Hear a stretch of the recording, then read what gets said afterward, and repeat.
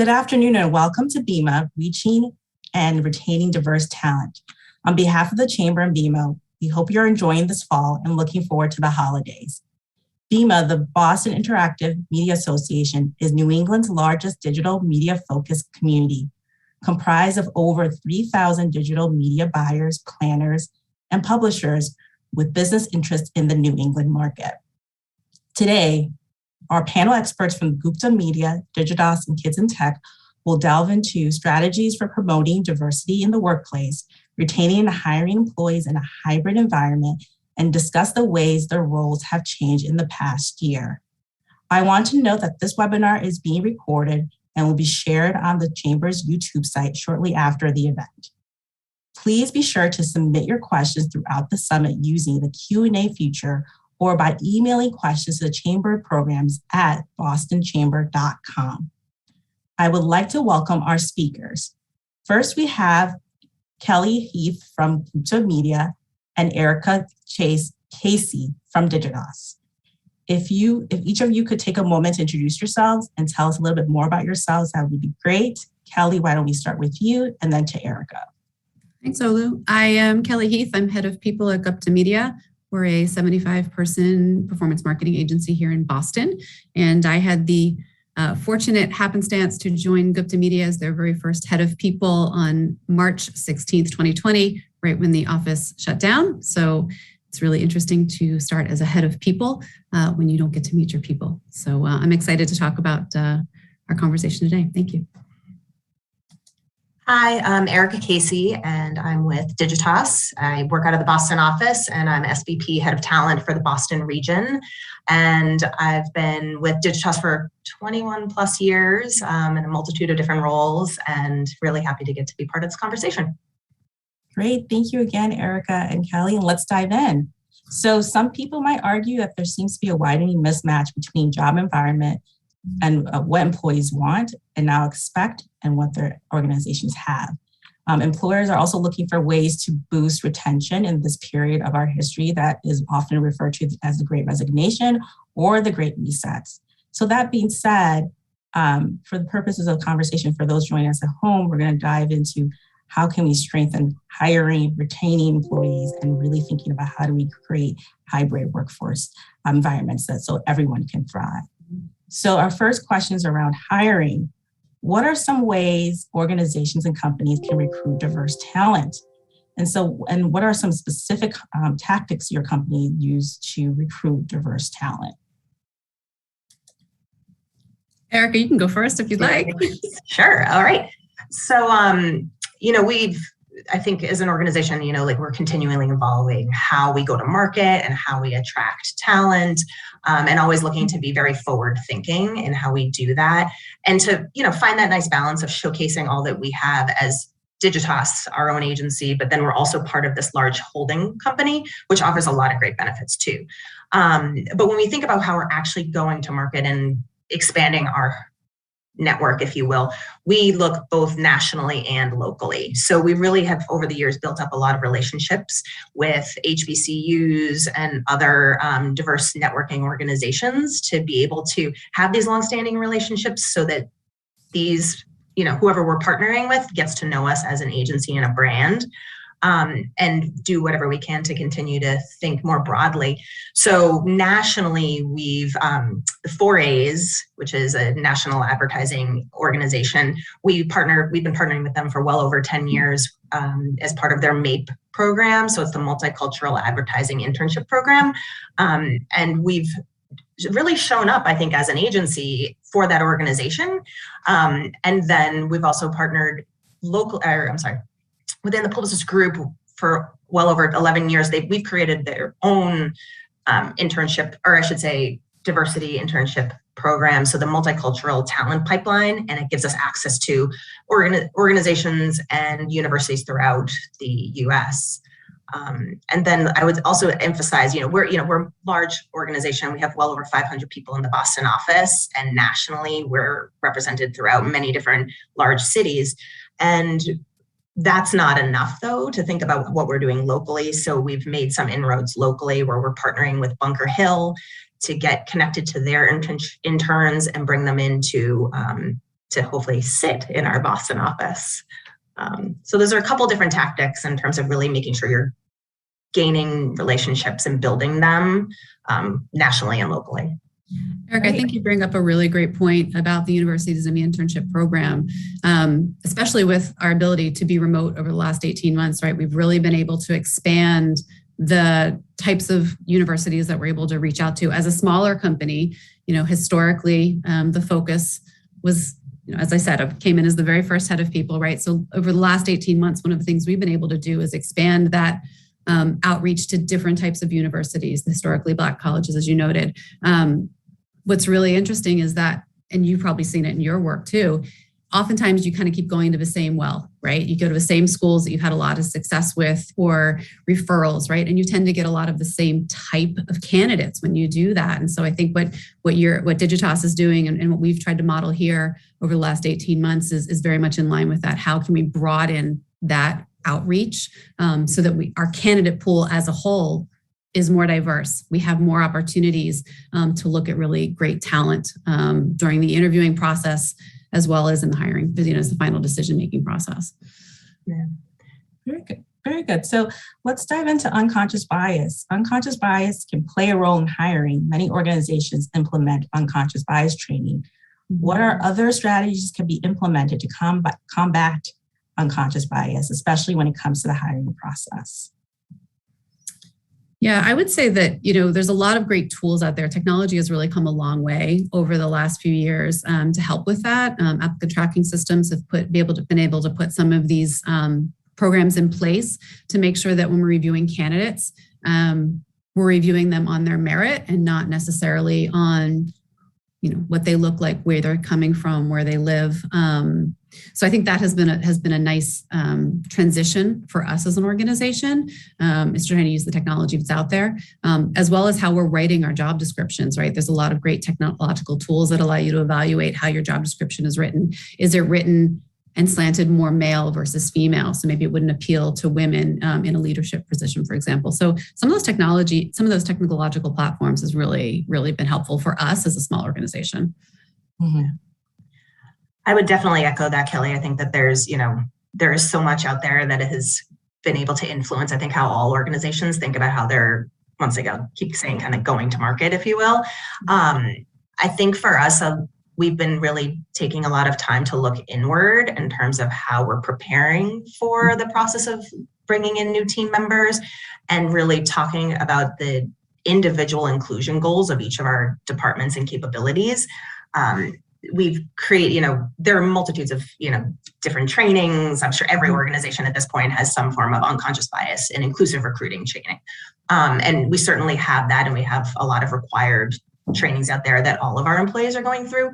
But when it comes to the recruiting process, each of our teams are being met with their recruiters to not only train them about how they're thinking about having their conversations and behavioral-based interviewing and all that, but really thinking individually about what the values are of our organization, going beyond the job description to think about the person that they're bringing in and ensuring that they're looking at that whole person and the value that they're adding beyond just like, oh, can this person do X, Y, Z? So I think it's just a lot of really small individual conversations and being more thoughtful about how we're bringing in talent, which has really been the key to, I think, improving upon where we are.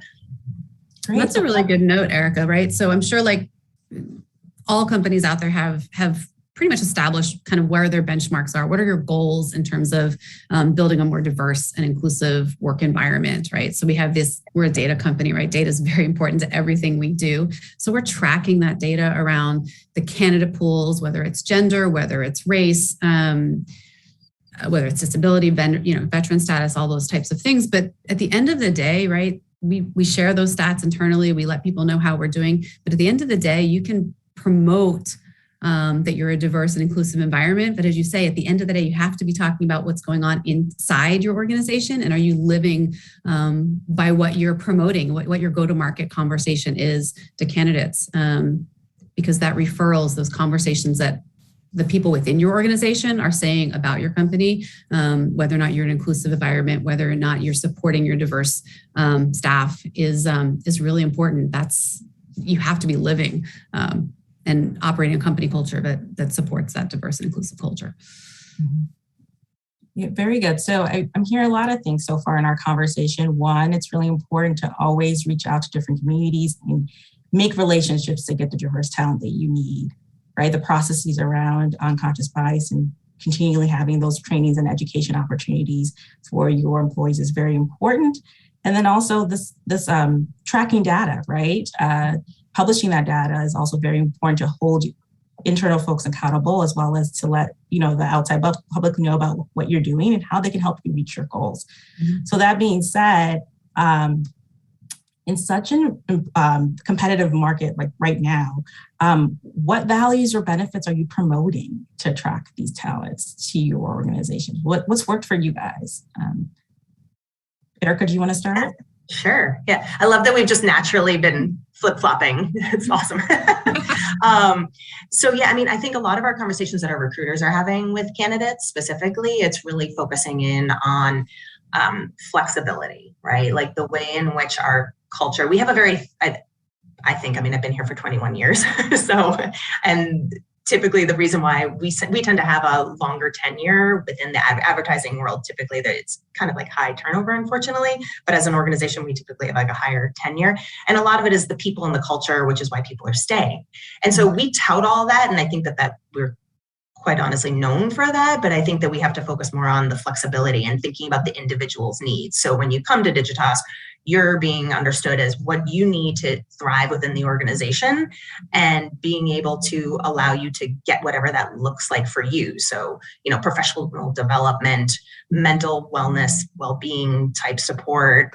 We have a whole host of business resources groups. I mean, that's, once again, that certainly is something that all organizations have at this point. But the culture and support that those groups provide is something that we're really proud of and that we talk a lot about during the recruiting process. But really, I think thinking about the individual's experience and how our organization can be flexible to allow them to get, once again, whatever they need and whatever they're looking for out of an employer and where you're going to be spending a lot of time at. You want to be able to have that type of a conversation with the company that you work with. Yeah, we also talk a lot about flexibility here. We can talk more about this later, but our model, we are actually not hybrid. We are office first, and we put that right out there with folks right now. We are office first, but with flexibility in parentheses every time we talk about office first. But the underlying value, I think, that we talk a lot about, especially over the last 18 months, has been the concept of default trust. There is a default trust amongst us that we are building with our employees, and we hope our employees, conversely, are building with us, right? They trust that we are looking out for ways for them to build and grow their career within Gupta Media, that we will help them find that path within the organization, that we are doing things structurally to provide more opportunities for that growth and that upward path within Gupta. And as well as we have a lot of employees that have been here a long time too, Erica, but we also do have those employees that, stay for a couple of years and then they move on to their what's next. And we're not for everybody forever. That's kind of natural, right? People are developing their careers.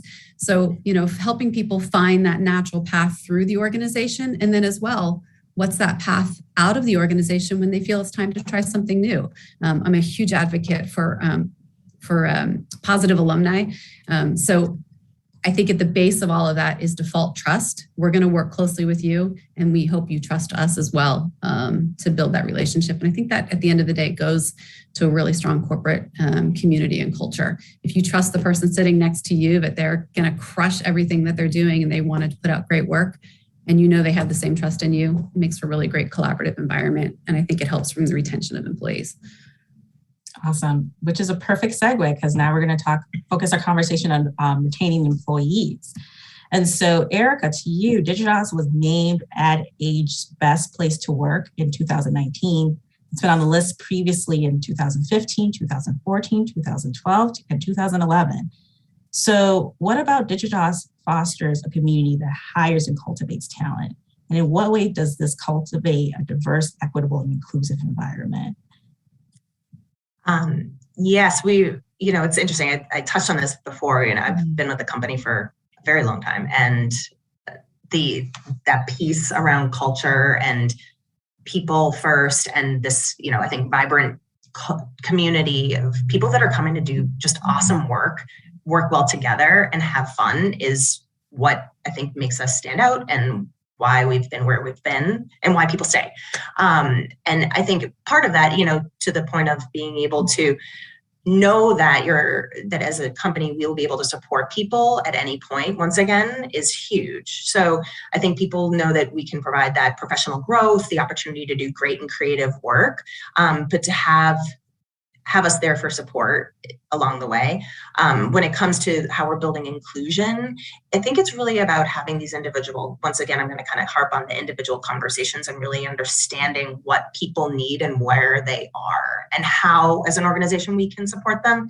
So we've been doing a lot of work when it comes to engaging our people in these conversations, to hear directly from all of our employees, but really focusing in on what people want to see from us and where we're lacking and what we need to be doing better. So we're really having these honest conversations. The last 2 years have been incredibly difficult for everybody. And while we've always done a lot around the D&I world, and I think we've worked really hard to separate ourselves from the industry, it's never enough, right? I think that's very clear. But we've been having these more individual type conversations to really hone in on where people are and what they can expect. And we're reading out on that. So we've had focus groups over the year. We've had engagement surveys, which I think what is important on those is not just the listening part, but it's showing the accountability part and reporting out on what you're going to do based on that information. And so I think that just having that ongoing conversation, ensuring that people understand that they can trust in us to do well by them is what fosters an inclusive environment. Great. And then Kelly, to you, you mentioned in your opening remarks that you joined Gupta Media in 2020 as the first head of people. Mm-hmm. So since joining, what are some changes, just to kind of add to Erica's thoughts too around this, but what have you been implementing to assist with employee retention? Yeah, I think it's great that Erica and I are here together because Erica has that really long tenure with a very large organization. And I spent 22 years prior to Gupta with Tank Design, but another smaller organization here locally. So, I joined Gupta Media as their very first head of people. They had hit some growing pains, right? As an organization that was growing to, that 40, 50 person mark. And they had done an amazing job of building amazing client relationships and realized they needed someone to really focus internally on our people, making sure that our people were being heard and they saw those opportunities to build a career within Gupta Media and to be heard, to be heard. And so this year's been the last 18 months is very structural. I threw my 90-day plan out on day one because obviously we were looking at now a remote organization, very different challenges in March 2020 than I had anticipated in February of 2020. But some of the things that we've done, being heard was a big part of this. We do quarterly NPS surveys, right? We want to hear anonymously from our staff. How are we doing? How can we take a look at that data? How can we get those comments on what we can be doing better? And I liken my role to an evergreen campaign, a media campaign here, an evergreen campaign where, it's always on. DEI is always on. Improving employee culture is always on. Working on work-life balance is always on, and we can always do better. And those NPS surveys quarterly keep me honest, keep our management team honest in terms that we're hitting on the things that are important to our staff to create a better work environment, but also that we're doing things that are structurally able to let us scale and grow successfully and not lose, at the core, what is so great about our culture currently as a smaller organization. It's been a really interesting ride. We have our first ERGs as a 75 person company. We have our first ERGs that kicked off last year. We have our first DEI committee, which launched last year as well. We started our first applicant tracking system. So we've done a lot of very fundamental things here. But I think we've made a lot of really great progress. My favorite piece of data from this organization, when we took the survey last June 2020, so it was about 3 months in, we only had about 45% of our staff that felt like they were highly valued. We're up to 73% as of July of 2021. So I feel like I'm I'm making progress. I feel like as a management team, we're making progress. I think being heard was just a first step in the right direction here. Absolutely. Everybody wants to be heard and seen, and the data shows that. So that's great. I'm curious, Erica, have you seen the emphasis on employee resource groups at Digitas, or anything, other things that you would like to add in terms of making sure your employees continue to feel seen and heard, and what tactics have you been using? So those who are listening at home could probably use the same tactics at their companies too. Yeah. So this is where we have the benefit of being part of this holding company, as well as having the structure in place that we've had, quite honestly, for close to 20 years, where we have had some form of a ERG or BRG. So yeah, we have a longstanding group of business resource groups. And I think that the thing that's helpful to really think about for your organization, at least the way we've looked at it, is really talking to your employees to find out what they want. Don't feel like you have to give them every single BRG under the sun because you think you have to. I think you really need to know what your company needs and how you support them at that time, and to know that that structure can continue to evolve.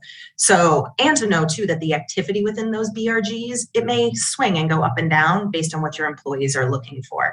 So I think that that's been the lesson that we've taken, is sort of having it be employee led. We know that there's a structure, but it's not up to HR to just put something in place. It isn't the whole, if you build it, they will come, because that isn't also necessarily always true. You need to have employees that are active and interested to take part in that with you. But I think that's, once again, we are fortunate that we have the group, this holding company, where we also have these national BRGs available to us, so that we may not be driving the content, but we're able to participate. And we know that while maybe Digitas Boston may not have a BRG specific to Hispanic Latino employees, our group may have that offering and our employees can take part in it. So we're able to have a really wide set of opportunities for people, which is helpful. But I don't know if that exactly answered your question, but happy to talk more about it once Kelly weighs in. Yeah, I was going to say that the grassroots effort has really been, management support and guidance, but employee-led has been really important in how we've developed those as well. We have two currently. They've been wonderful, led all of our Pride initiatives last year, right? And they felt was a great opportunity for that group to really engage with our community as a whole. Definitely some growing pains throughout the organization as a smaller group that's just getting these started. I think we're going to reboot one of our ERGs in 2022 because we want it to be more inclusive of a larger group, as opposed to only focusing on a very small segment. As a smaller company, that's hard when you have very small segments. We need to broaden it and make sure it provides a bigger opportunity for more folks here at the organization. But we've seen a lot of really great enthusiasm and some really wonderful benefits with having these ARGs begin to add to our culture within the organization. Great. Thank you so much for sharing your insights. And let's dive into hybrid workforce. For you guys, Kelly, you said your office first, so very curious to hear about how did you guys make that happen, especially when you're returning to work has been a hot topic for a lot of organizations. And so what should CEOs, HR team, talent teams consider when rolling out return to office plans? Mm-hmm. And then for you, Erica, would love to hear about Digitas and what your return to office plans are and how did you guys make it happen? Yeah, so we are open. The office is open. I don't know if you can see us. We are open. We are promoting office first with flexibility. So I would say we average about 4 days a week in the office as an organization. We rolled this out, if everybody remembers, way back in June when Governor Baker lifted all the mandates and everything was good to go. We're all vaccinated, yay team. And then obviously in August, things shifted again. But we did open our office fully in June. And then when the shift happened in August, we only opened to fully vaccinated staff, and then we moved forward with mandating staff be vaccinated if you're coming into the office. And then we actually rolled out pooled testing. So we are testing all staff first thing Monday morning to ensure that we've got a staff that we're catching anything in if something was to come up. We are now in week 24. We've had no community spread within our office. We are mask free within our space. We have had company outings. We've had company events. We celebrated Diwali a few weeks ago. We celebrated Thanksgiving yesterday. We tested coming and going. Everybody got on a bus and went down to Governor's Ball Music Festival in New York City at the end of September. It has been a monumental change in how we've been able to retain staff, to onboard staff, and to feel like a company again. The other stat, again, we're a data company, so I'm going to throw out another stat, but the other stat I have is we had 45% turnover July to June of last year, 44% turnover. We are down to 6% turnover since we've opened the office. And we hired 3 new people last week. We have 2 new people starting the week after Thanksgiving. Our hiring is up, and I found it to be a really good way to recruit. People that we're talking to that know that we're office first are coming to us because they are ready to be back in an office. They're ready to interact with people. They're ready to onboard and get that professional development in person. We definitely have some folks that struggled with it. It's an adjustment coming back. We had that flexibility at the beginning, kind of eased into it, and we'll retain that flexibility, as we move forward. It's get back to that default trust, right? If somebody needs a day at home, they need a day at home, be home. But we start with that mindset of we're office first. It's been wonderful. I will talk about office first all day long if you want. The middle ground of hybrid to me is, and to my organization here, is that middle ground is too mushy. It's really hard to create a culture. This is a Zoom room. A company just becomes another Zoom room with Brady Bunch squares up. It's really hard to make those connections, I think. So I will talk about office first all day long if you want. Huge fan. Thank you, Kelly. Erica, do you have anything you would like to add to that? Sure. This is where we have very different perspectives in different organizations. So it's probably really helpful, hopefully, for those listening. Absolutely. As I mentioned, we have over 500 people in our Boston office. The Publicis Group has a building over in Water Street, so we're a financial district, and there are multiple agencies that are in there. So there are over 1,100 employees part of our group. So the office has been open similarly since June of last year. We have not had a required back into the office. We're still working under this hybrid model, and people are allowed to go in if they're interested, have an opportunity to. We work under a framework where the entire group is going to sort of announce a more formal return to work. However, I think the mentality is still going to be that basically we're going to really embrace, we have, prior to even the pandemic, embraced flexibility. Certainly not to this extent, but we're continuing to offer that. The hope is that we're going into the office for a purpose. We know that our employees, we've heard very loud and clear, people are not interested in going back full time. They want, though, to continue to have that thriving community, but to have the, go in when it is, there's a reason to coalesce, whether it's around the work, whether it's around celebrations, whether it's around, standing meetings. So from what our employees are telling us now, they're grateful to have that sort of, that flexibility, that opportunity to know that people will be back in the office more regularly, but there isn't this hard, set deadline or set of expectations as to you have to be in for a specific amount of time. And interestingly, a lot of the people that we've been talking with as part of the recruiting process, that seems to be our recruiting team. Actually, we've been having more people who are coming in saying, we want to be fully remote. And I think because of the great strain to try and get talent right now, and the number of openings that we have to think differently. We have to be looking outside of our region in order to get talent, just given what the rest of the country is in the industry, the world is pushing on people. It's really opened up, I think, a different set of expectations from employees and a requirement from us to rethink how we operate and how we do the work. And to much success, quite honestly, in this year, since the pandemic. we've actually done probably like the best we've done in ages. We're bringing in new business. We're, continuing to grow at rapid rates. And so basically our employees are like, we know that we can still do this remotely. We don't want to be 100%, but we know that we can do it. So let's, make sure that as an employer, we're supporting that. Awesome. And so do you guys see especially the ad industry specifically, because a lot of people on this call are in the ad industry, do you see it going back to the 9 to 5 days a week format? Or do you think people will be working 7 days a week all the time? Like what do you see in terms of time spent at work? Yeah, I do not see us back to a 9 to 5 grind. I mean, we are an agency, right? Agency life is intense. It's on the brochure. I say that during the interview process, and I'm sure Erica, your team does too, right? It's on the brochure. If you're coming into an agency, right, it's fast paced, it's intense, and you're looking for that. If you're not, you shouldn't be in the agency business, right? You must love what you do.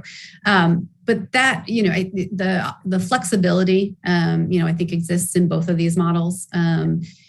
We work at different paces. We work at different hours, depending on the clients that you're working on, the time zones you need to be working on with those clients, right? That's really important to note. So I don't see us going back to that.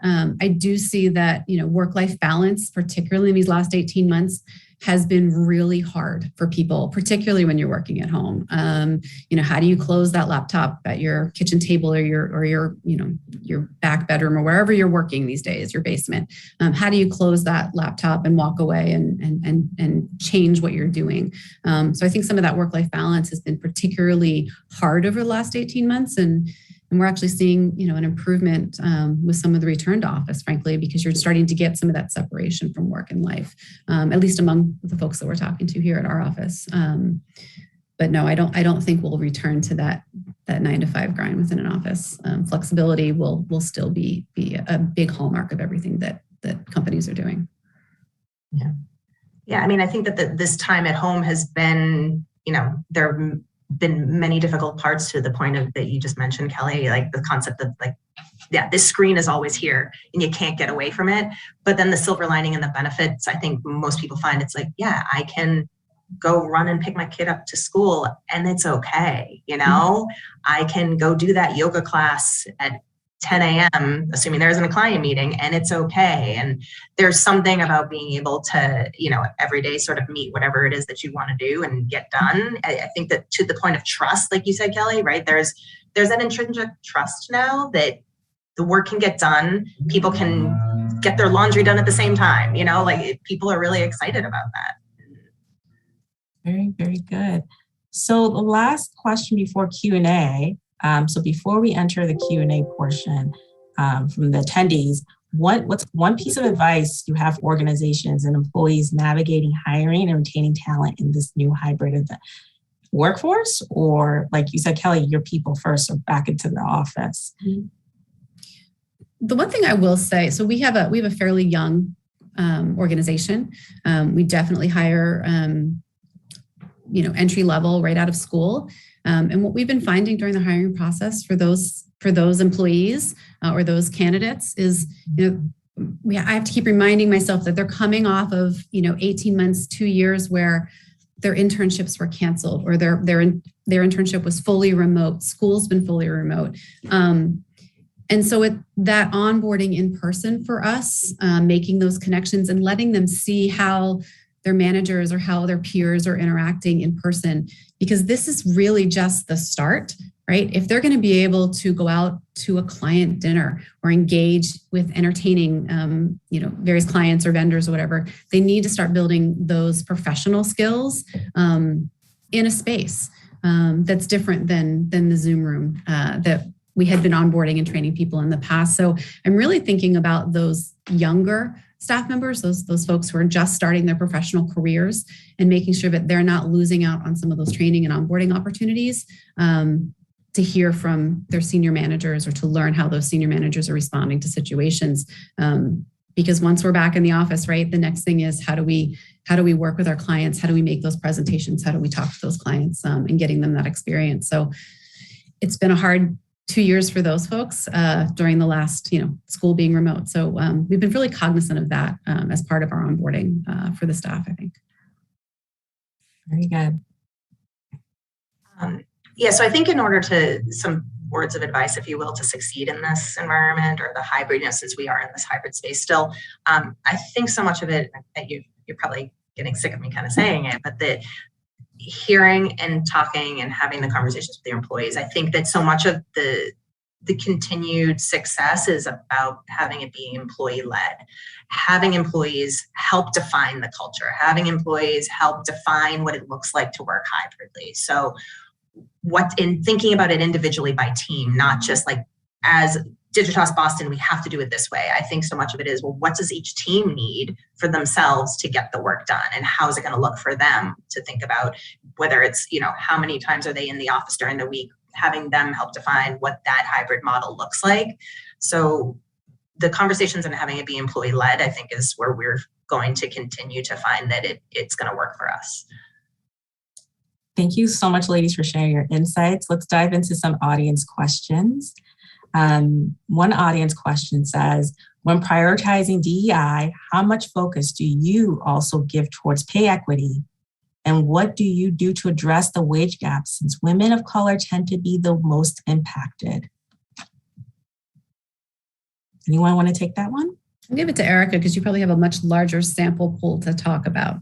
Yes. So we have, we have a pretty well-defined structure around our compensation model and the way in which our compensation is framed. So, we're constantly looking at surveys. We're doing annual comp surveys to make sure that our salary bands are paying to market and whatnot. But really it's about, it's constantly scrubbing and auditing your data, right? Making sure that every single action, whether it's bringing in a new hire or promoting somebody internally or giving them a merit, that you're looking against the peer group and ensuring that there's equity. That's honestly, every single action is looked at individually to make sure that whether it's by gender, race, age, everything is equitable. So I think anytime there's that pay action, we're just looking at it and ensuring that we're doing the right thing and that people are being paid equitably.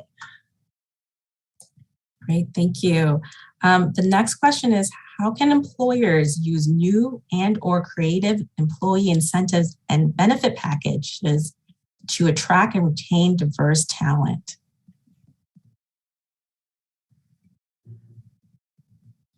I would say that, so I think we're looking to attract and retain all talent right now. I mean, the market is such that great resignation that everybody's talking about, somebody else used the term great reshuffle, because there's so many folks that are moving between organizations.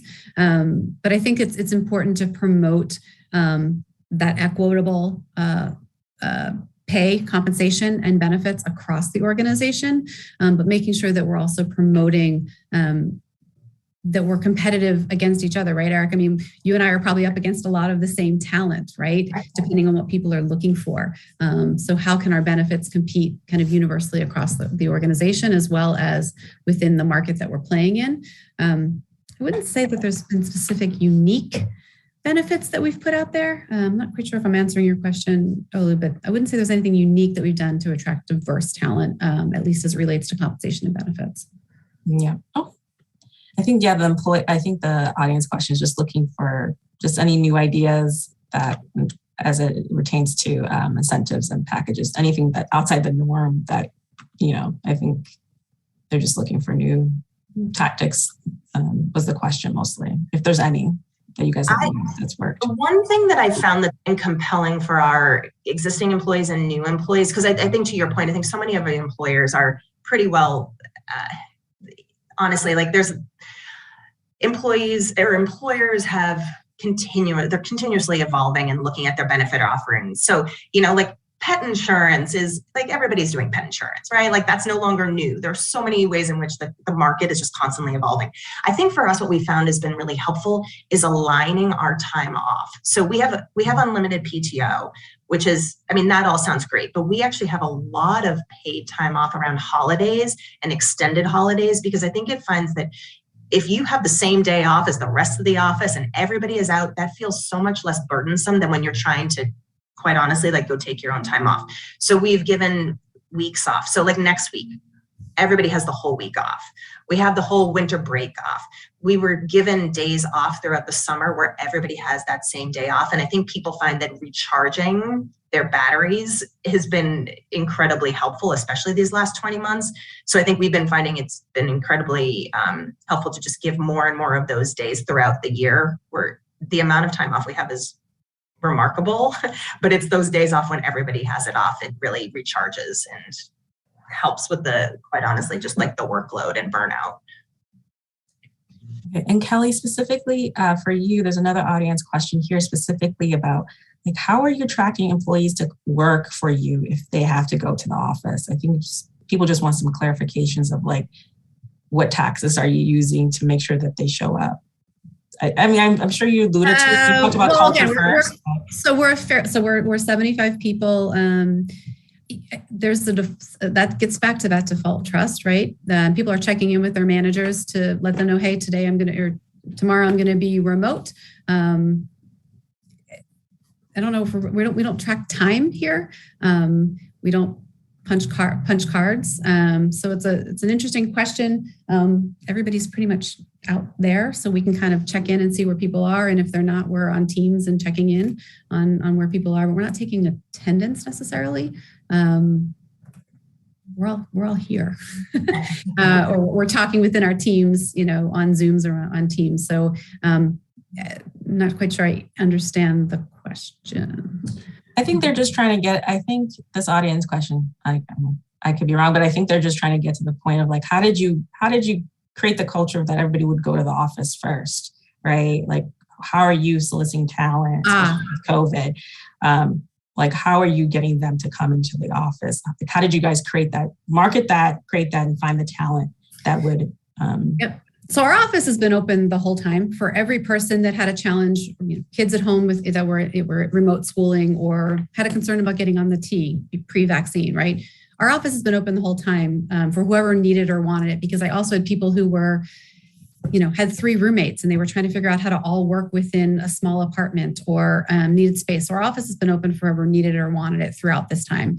In June, we did kind of a soft relaunch, encouraging people to come back 3 days a week with that flexibility. And then at Labor Day, we moved it to averaging of 4, right? We're not saying you have to be in the office 4 days a week or you have to be in the office 3 days a week, but think about this as an office first mentality.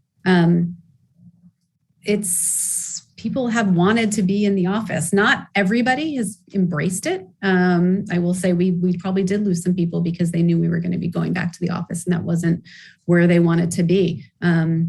But the folks that have been here and the folks that we're hiring are hiring with the knowing that we are office first. It's in our job descriptions, it's in our posts, it's in the interviews, and they come into the space and they're excited by what they see. We had 2 new employees start. They were coming from a similar organization. They had worked together previously.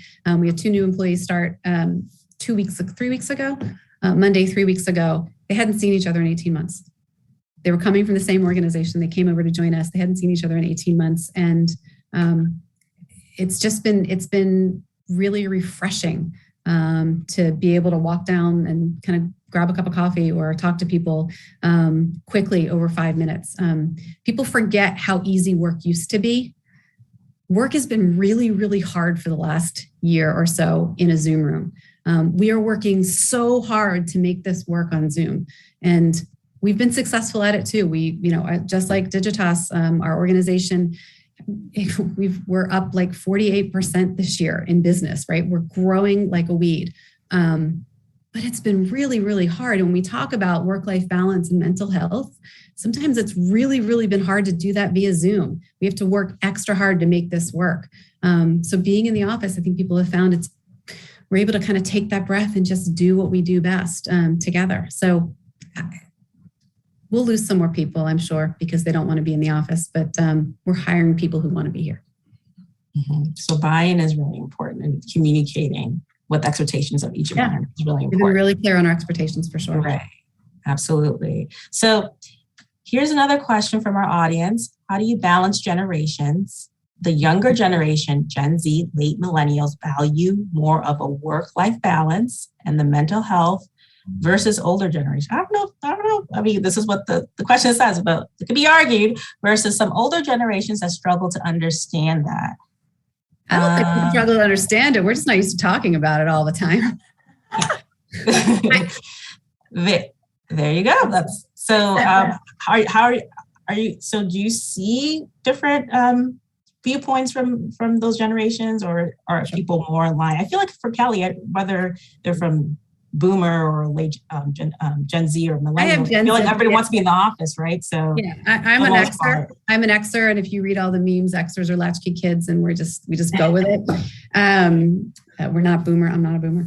And I have Z kids, right? I've got a daughter who's a senior in high school, and it's definitely, very top of mind, I think, within all organizations, mental health, and how do we address it? How do we support it within the organization? I think that's we have an ERG that's focused on wellness here.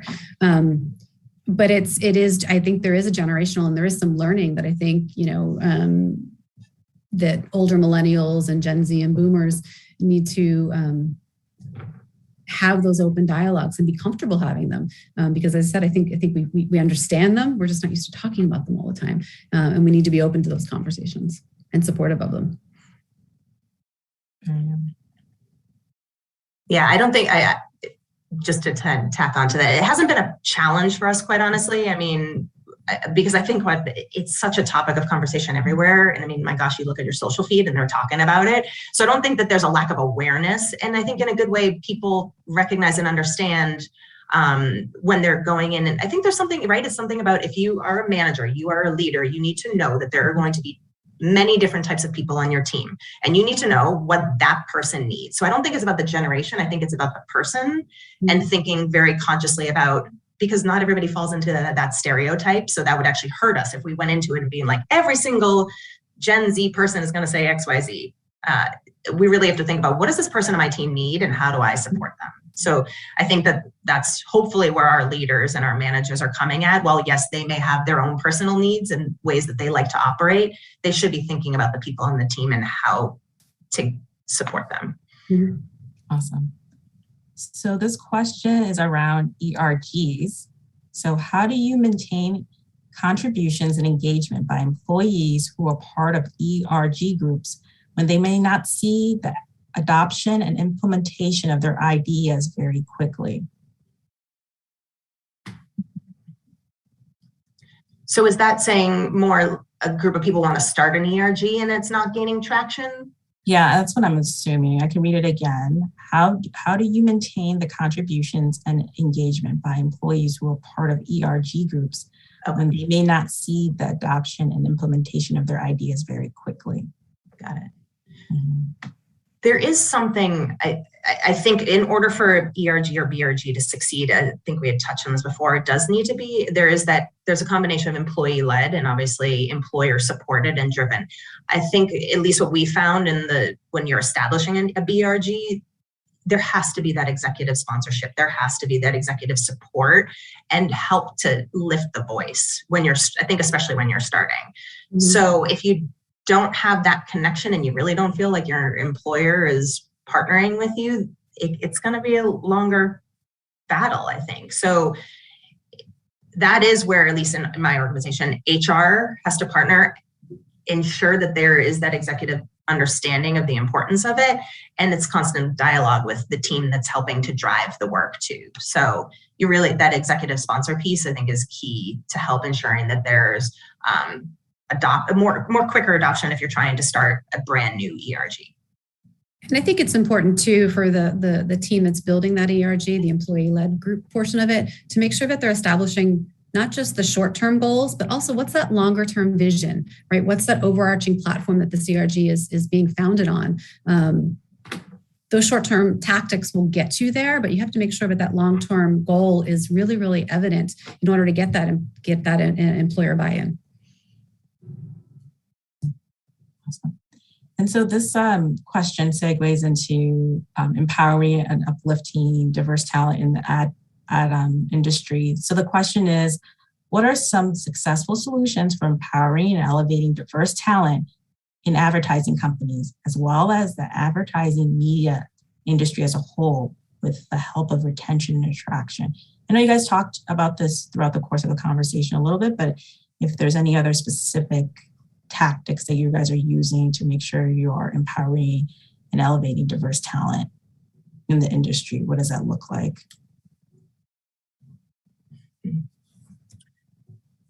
I mean, one of the first things you have to start with is developing the talent from day one, whether that's through school programs and college programs to build them up and bring them into the industry for them to see that there is a path here within the industry for diverse talent. I think too often, it's not always the youth design. I don't know if anybody remembers the group Youth Design, but they were working with bringing graphic design as a skill and as a career path into Boston schools.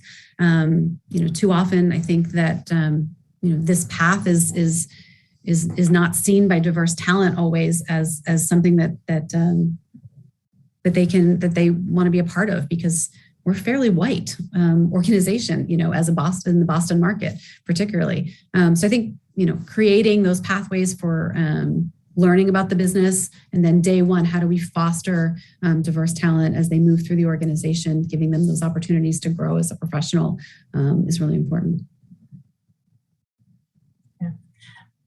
I think this isn't necessarily answering this question, but it made me think about the ways in which our talent wants to ensure that the clients that we work for are also, doing the best work to engage a broader audience and ensure that the work also has, is, I guess, like recognizing and connecting with the broader audience. We've done a lot in which we've had our employees take part in with this Multicultural Center of Excellence. So we're providing clients with better understanding and better tactics and strategies to ensure that their work is just as, that we're lockstep, right? As an employer, we value and certainly are centered on D&I efforts. We want to make sure that our clients are as well. So that's actually, in terms of, I think, like ensuring that our employees see that we are committed to it, they're excited to engage that and help influence the clients as well, which, it's a roundabout. It's not necessarily answering the direct question, but I think it's been an interesting way in which our talent has been able to engage and share their expertise and when it comes to the work and delivering upon the work. Great. Well, those were the questions in the chat. Thank you so much, ladies. Thank you again to Kelly and Erica for offering your expertise and insight for reaching and retaining diverse talent. I would like to give a special thanks to our sponsors in market, Activa, Hybrid Theory, and Atorrent. I would like to also highlight the upcoming virtual programming at the Chamber on December 2nd. The Chamber will be hosting Maximize Your Membership event. Join to review benefits and opportunities available to Chamber members. This will be a great opportunity to learn how to leverage your membership effectively to meet your goals. Whether you've joined or it's been a long time supporter, this will be a fantastic opportunity to connect with the team as well as other members within the Chamber community. You can register for these programs and more by visiting bostonchamber.com. Thanks again to Erica and to Erica and Kelly, and to everybody at home. Thank you for your questions. I hope that you guys leave today with specific strategies to help you advance the work of making sure that everyone can thrive in the workplace. Thanks again for joining us, and until next time, be well. Bye now.